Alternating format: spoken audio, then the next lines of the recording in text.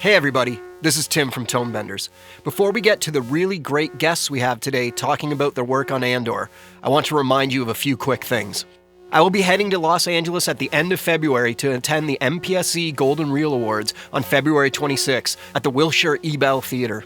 If any listeners are going to be there, please say hi. It's going to be a lot of fun. Tickets are still available up until February 19th and can be purchased through mpse.org. One of my all-time favorite comedians, Patton Oswalt, is hosting, so it's going to be a great night. I'm very much looking forward to it. Again, you can purchase tickets at mpse.org. If you cannot make it out to the Golden Reels, Tonebenders is hosting a sound design meetup a few days later at 7 p.m. on Tuesday, February 28th at the Thirsty Merchant in Studio City. We have the covered patio set aside for us, and I would love to meet as many LA sound people as I can while I'm in town. So come on out, raise a glass, talk some shop, and hang out with some great people. Please help spread the word if you can. Now, I've been told it's hard to get people in LA to come out to things, so let's try and prove those people wrong. Okay, now let's get on with the show.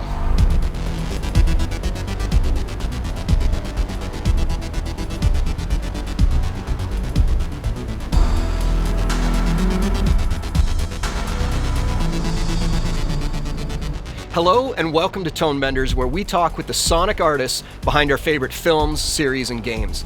My name is Tim Muirhead, and I will be your host as we dive into the sound of the Disney Plus series Andor to find out exactly what a reckoning sounds like. The series is a prequel to the film Rogue One and takes place roughly 5 years before the events of the original Star Wars: A New Hope. It is one of the first major Star Wars properties to cover more ground-level characters in the Rising Rebellion. There are no Jedis or Siths. These are oppressed workers versus the Empire's middle management. Featuring new planets, new robots, and especially impressive dialogue, Andor feels like an exciting new path for the galaxy far, far away. Joining us today, we have the series supervising sound editors, David Acord and Margit Pfeiffer.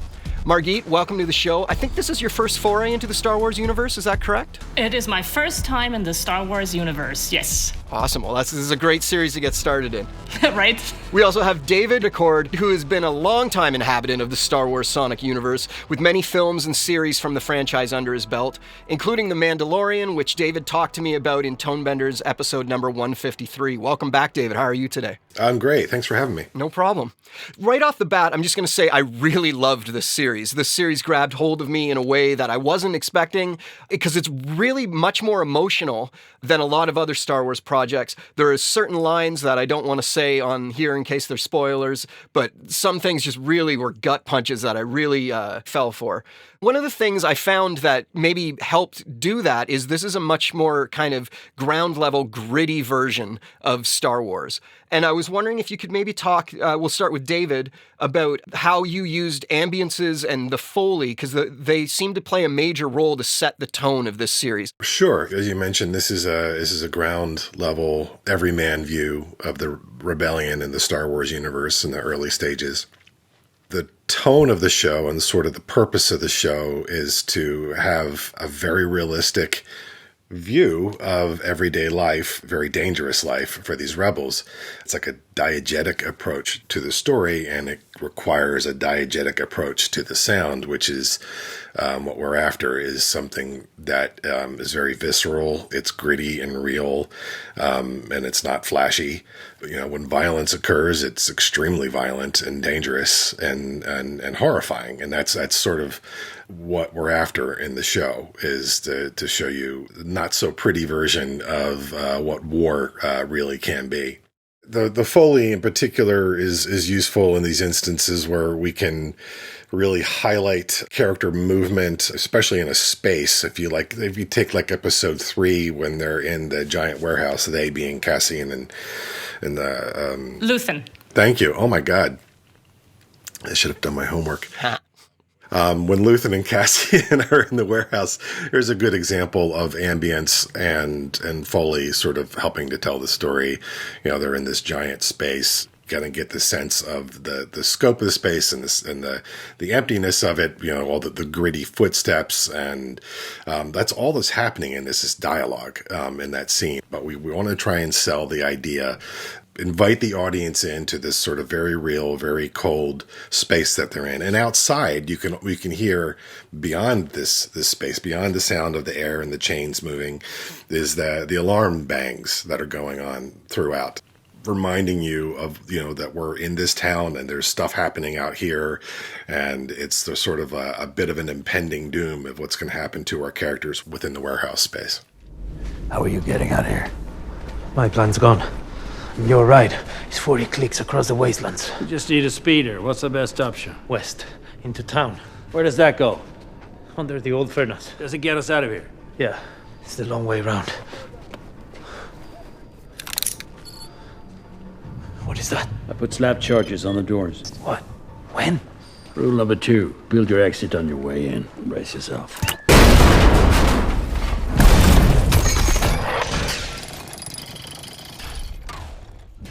Margit, how about filling out the ambiences with different languages of all the different creatures that inhabit this world? Early on in episode 1, our main character goes to a bar that is kind of in the seedy part of town. And inside that bar, it feels like a full bar, but you're not hearing much English. Did you want to talk about how you approach that? Well, ultimately in the show, it's a very international place. I mean, from that bar scene you mentioned, or Ferrix, which is an international trading hub. So we have all kinds of languages. And shooting in the UK this time, we also have a lot of British accents. And then it was important to keep the fictional languages for the alien languages, Huttese, all alive. And we worked on that with Loop Group to have it in the background. But we also had Canary. On the planet of Canary is a fictional language made up for this. Aldani as well, which is in the later episodes. And it's fun. I enjoy having such a wide variety in this huge universe.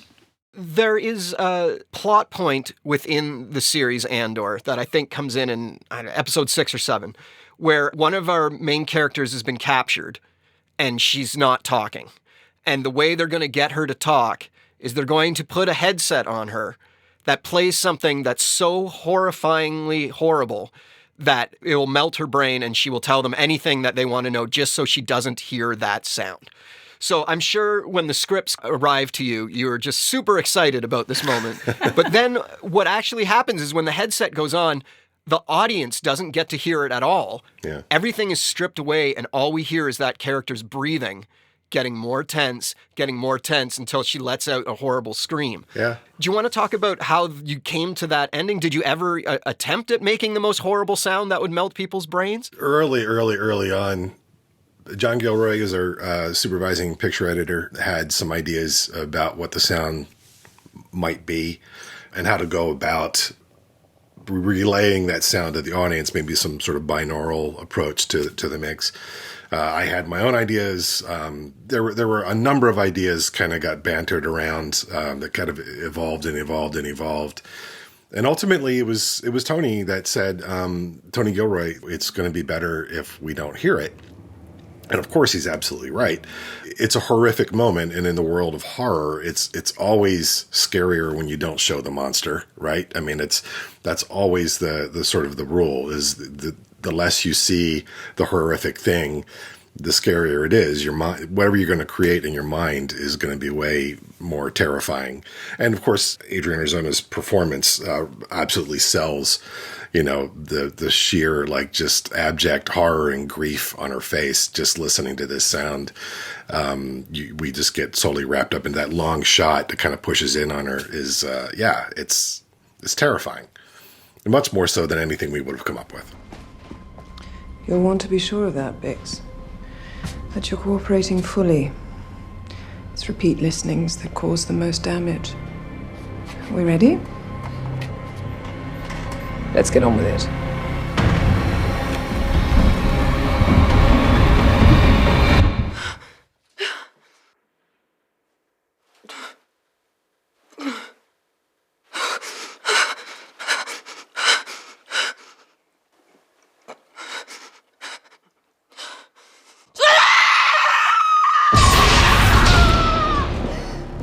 It's an interesting twist on it because, as you say, you don't show the monster, but a lot of times when horror movies or tense films are not showing the creature, we're hearing it in the distance. And this is the reverse of that. We're seeing things, but we're not hearing things, which I can't even think of another example of that happening in, where the sound is the monster. It was a really exciting moment. And as they were describing it, I was like, oh, what are we going to do? What are we going to do? What are we going to do? And then the way you approached it was not what I was expecting, but you're right, was way more psychologically invasive to my brain than whatever you might have come up with, although I would love to hear what you were going to come up with. Well, that's the problem is, and if we had a sound in there, had we used, any one of the dozen things we came up with, you might have had, at best 20% of the audience might have said, oh, that's a really scary sound, but you're alienating 80% of the audience. I think that your best approach is always going to be to let the audience sort of define their own terror in that instance. So in most Star Wars properties, when I watch them, the things that really stick out are the amazing sound design, creating things from other worlds that feel real. In this series, one of the things that just stays with you is the monologues. There are some absolutely amazing monologues in this series. From Luthen's What Have I Sacrificed speech, which is in like this underground area with wind going on and stuff. So I'm sure that was probably not easiest dialogue to mix. I don't know if it was ADR, but then the speech that Nemec speech, speech that you don't even see him saying it. It's a recording, and then the big speech to rally everybody at the end. There's other speeches as well, but right. Like almost every episode has this stirring monologue in it that was really amazing. I wonder, Margit, if you could take us through how easy were they to clean up? Was there any ADR involved? Because they were really moving for the viewers. We went mostly with production. So Marva at the tail end and Luthen were mostly production with a few line changes and additions here and there.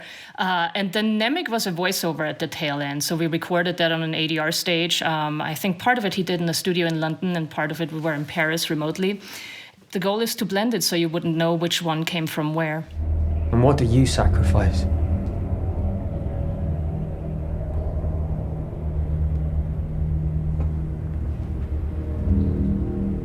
Calm, kindness, kinship, love. I've given up all chance at inner peace. I made my mind a sunless space. I share my dreams with ghosts. I wake up every day to an equation I wrote 15 years ago from which there's only one conclusion. I'm damned for what I do. My anger, my ego, my unwillingness to yield, my eagerness to fight, that set me on a path from which there's no escape. I yearned to be a savior against injustice without contemplating the cost, and by the time I looked down, there was no longer any ground beneath my feet. What is my sacrifice? I'm condemned to use the tools of my enemy to defeat them. I burn my decency for someone else's future. I burn my life to make a sunrise that I know I'll never see. Now, the ego that started this fight will never have a mirror or an audience or the light of gratitude. So what do I sacrifice? Everything! Dialogue editorial department, Margit's dialogue magic made that so much easier to mix than it might have otherwise have been, because all of those speeches, Kino's, Marva's, like Luther, they're all, except for Nemec's, which is ADR, it's all like 95, 98% production. So it's a lot of cleanup to do in those really sort of busy, windy production spaces. Kudos. Thank you. And the other thing for the production, as this series was shot also on live sets, so they built a 5-block set for Ferrix, the town plaza. Production cleanup was important. There was a gravel road, which doesn't translate all too well on your dialogue lines. It's just crunchy noise that we had to get rid of. And overall in the series, approximately 1,000 ADR lines, which of course the goal is to always match them perfectly as much as you can so they wouldn't stand out and stick out. This series, it's multiple episodes long. I think I heard that it's about 8 hours of final content. So each episode is somewhere in the 40-minute to a little longer than that range. It's a lot of content. You're doing 1,000 lines of ADR. What was the schedule like? Were you doing it episode by episode, or were you doing everything all at once? How did you tackle that, Margit? I started a little early to grab some of the actors while they were still shooting on set. Ultimately, we broke it down into 4 blocks, so 3 episodes per block. But in the end, on a series, you end up, sometimes visiting all 12 episodes at the same time. So it's really important to be very organized and keep track of that. But everything's doable. Yeah, it's certainly a lot of material. I mean, like you said, it's 8+ hours of feature quality material. But the schedule on this particular show was a little different than the other Lucasfilm shows in that it was a little more spread out. So it's a smaller crew, more time, versus some of the other shows are larger crew, shorter time. It's just a different approach. Not one's not better than the other. It was just a different approach to the material. Yeah, so it kept us busy for a while. Did our final mixes at Delane Lee in London. All the pre-mixing was done at Skywalker. So it was an international affair putting that mix together. Also, the ADR was interesting. I mean, also pre-pandemic, we often had source connect sessions and all that. But this one we started during the pandemic. So a lot of the ADR, including the loop group, I shot remotely. I was working out of London. And whoever was there from the actors, we shot on location at all different kinds of ADR stages in town, in Soho. But then we had sessions all the way from Mexico to Stockholm to Paris to New York to LA, which I really enjoyed. I enjoy seeing a little window into any other place in the world, and that you could even shoot loop group remotely. I was really impressed with, and I think it turned out in a wonderful way that you would never notice how it came together. Another plot point within the series that's a kind of cool sound moment. The town of Ferrix, when the Empire shows up, everybody starts rattling cans throughout the city to warn everybody that it's coming. And as a viewer, we're watching that happen and it slowly starts building, but then we're going inside buildings, we're going back out on the streets, we're in different parts of the city. I was wondering, maybe David, you want to start with this, but how did you go about building that up and keeping the perspectives in hand so that it didn't feel overwhelming? So I got to give some credit to our music editor, John Finkley, who helped put that together. There was kind of collaboration, I guess, between effects and music department putting those together. We wanted to have music department involved put together a rhythm for it and sort of the tone of the sounds and that sort of thing. And that's sort of their forte. We provided a bunch of samples, and then it was a back and forth thing to kind of come up with the elements. And then in the mix, it was just kind of all about identifying the individual spaces where we are versus where the sounds are. If we're inside the warehouse, or if we're inside Marva's house, or if we're in the street, or wherever, all these different locations, what that sounds like in that space. So it was a lot of playing around with reverbs and slap, and maybe if we're in the warehouse, you're hearing these 6 elements because they're closer to the warehouse, and if you're in Marva's house, it might be 3 of those elements plus 4 more from this other list over here. So all doing the same rhythm, but all slightly different sounds and all slightly different positions, speaker placement and reverb and all that stuff. So that every time we change locations, you still hear it, and it's still rhythmic and still in rhythm, but it's a little slightly different. It's coming from a slightly different space, and it's hitting the room in a slightly different way every time. The other super impressive scene is the Eye of Eldani. Early on, in one of the first times we see the meteor shower, it's an underwater shot looking up of one of our characters swimming over top. Mm-hmm. And it's literally one of the most beautiful shots. Like, I want a poster of that for my wall. Like, it is so beautiful. And then, like, once you saw what the computer graphics was outputting, there must have been some pressure to match up to that with sound. Do you want to talk about your approach to that whole thing? Sure. Yeah, like that shot in particular, yeah, it's a pretty cool shot. I mean, we have the meteor sound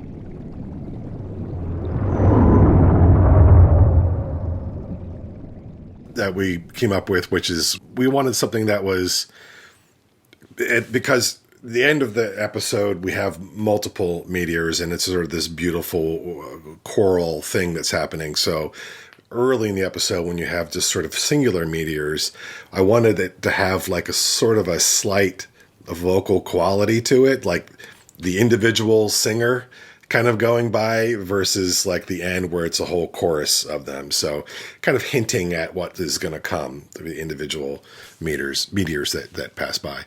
So when we're underwater, of course, that's always like a fun opportunity for mix and sound design to make, skew sounds a little bit. And you kind of have somewhat of free reign of how you approach that. You can go totally literal with, how something might sound underwater, or you can kind of play with it a little bit. And we kind of went somewhere in between with that moment to kind of keep the beauty of it. And because it's such a pretty shot, you're right. And but also sort of, just keep the diegetic feel that we're still underwater. This is reality. But we like to poke out little moments here and there. And again, to hint at what's to come later in the episode. So later in the episode, when the meteor shower is in full effect and there's stuff flying everywhere, we fly into it on the escape.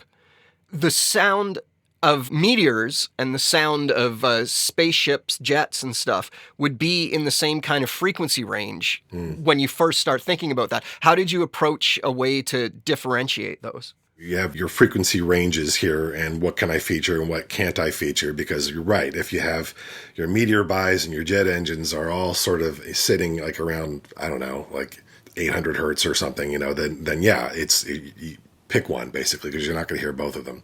So yeah, we have a slightly different register, for the meteor buys. They're a little more whistly, a little more tonal. Jets or engines of the ship are a little bit lower. And then you have all the whooshes of all the ships, of all the meteors sort of zipping by, which is its own thing.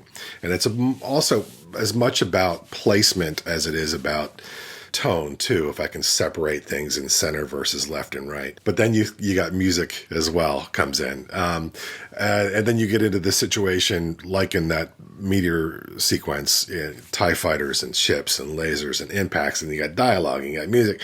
Then you have to start getting a little more brutal with the, with the faders and like, okay, this is what we want to hear. We're going to dump all this.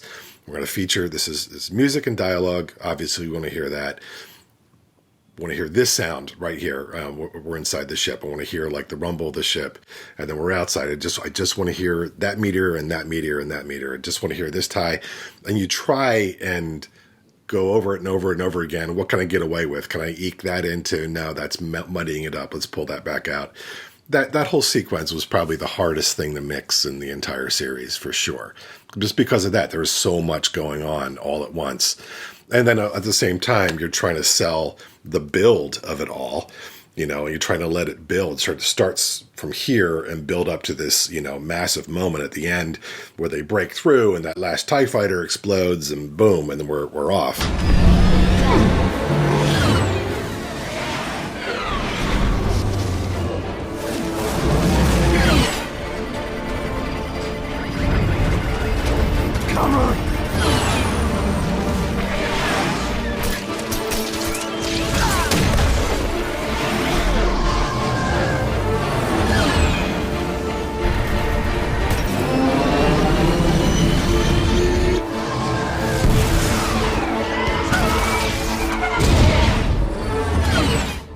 Have that sort of crescendo and then that sort of moment when we're down back on the planet and the meteors are sort of cascading over us.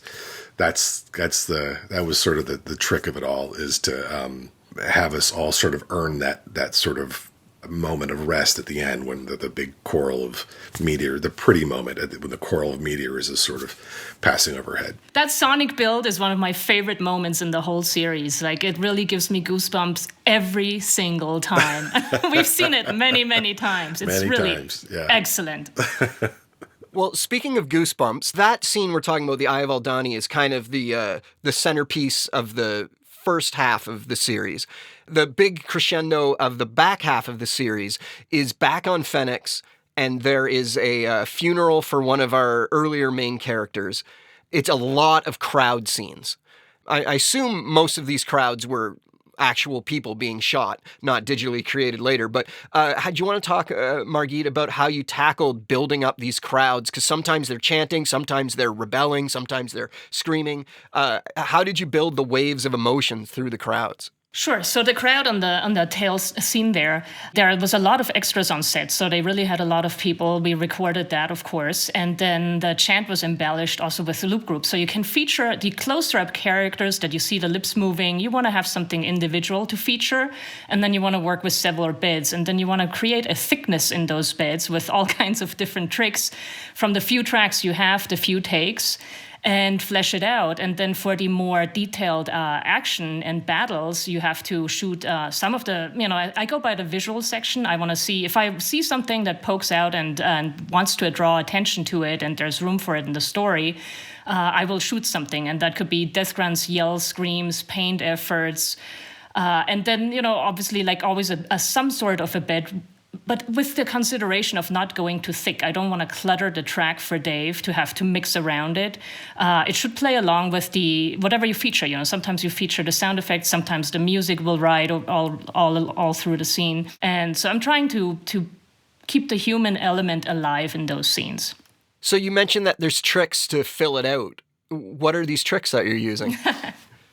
Well, the tricks I'm using, you can sort of double up things and pitch them up and down and then sort of delay them or advance them a little bit, depending on what feels right. But if you have the opportunity and you have multiple takes, of course, it's worth grabbing every single take and seeing how you can line them up with chanting.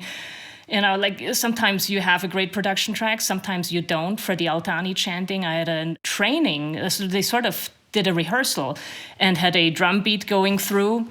So for that, I had to make sure that I kept the rhythm and the ins and outs of it. The starts and tail ends of these chants are often hard to match.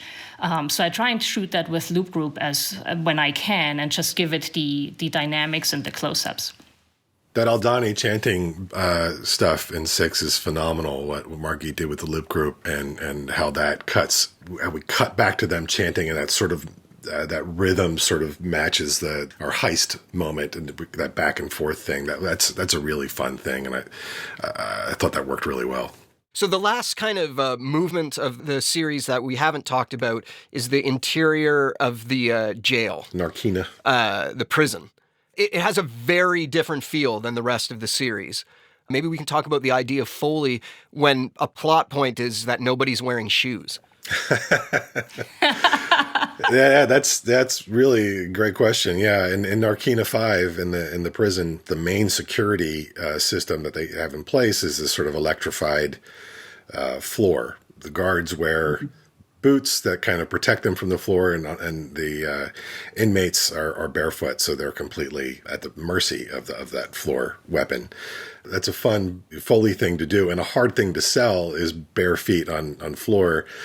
When you get those moments where you got to actually see bare feet moving on floor, you definitely really want to hear those feet and kind of remind people of what that sound is. Then you get some other fun things, bare feet on wet floor when Cassian is busting the pipes, and to speak of plot points and that sort of thing.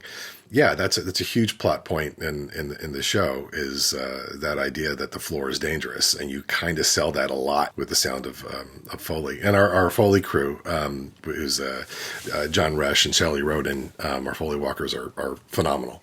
That was John Resch, who's just retiring. That was one of his last projects. He worked on one of the original Star Wars shows, so it was kind of fun to have John on for one of his last projects to be a Star Wars show. So the crowds in the prison, again, we featured certain moments, but you also always wanted to have a bed, and you wanted to be able to delineate the different locations. There are several prison floors. There's a day and night shift. There are corridors they walk through, and you wanted each element to sound a little different. You want to, of course, cover the scene with the action within it. But you don't want to clutter it. Again, having a wall-to-wall crowd sound within that prison, you don't want to focus on that and hear it all the time. You want to leave room. You want to focus on the dialogue. You want to hear the music, the Foley, especially in all these scenes as well, all the props. And you just want to not crowd it. Less is more. As I mentioned earlier, I really, really enjoyed this show. I want to thank you very much for talking to me about it today, because I had a lot of questions, and I really loved the way sound was kind of built into it with things like the bare feet and the torture device that was sound. It would have been a really fun show to work on, and I'm glad that you guys just took that pitch and knocked it right out of the park, because it was really fun. So I'm looking forward to season 2. I don't know if you guys will be working on it, but I can't wait for it to come out. We will. Yeah. Yep. We'll be back. Awesome. Thank you very much. It was great having you on. Thanks, man. Thank you so much, Tim. Have a great day. See ya. Before I let you go, just a quick reminder to our listeners in the Los Angeles area. There will be a Tonebenders sound design meetup at 7 p.m. on Tuesday, February 28th at the Thirsty Merchant in Studio City. We have the patio reserved, and it would be great to hang out and talk shop with everyone. Also, don't forget about the MPSC Golden Reel Awards on February 26th at the Wilshire Ebell Theatre. It's going to be a lot of fun. Tickets are still available up until February 19th and can be purchased through mpsc.org.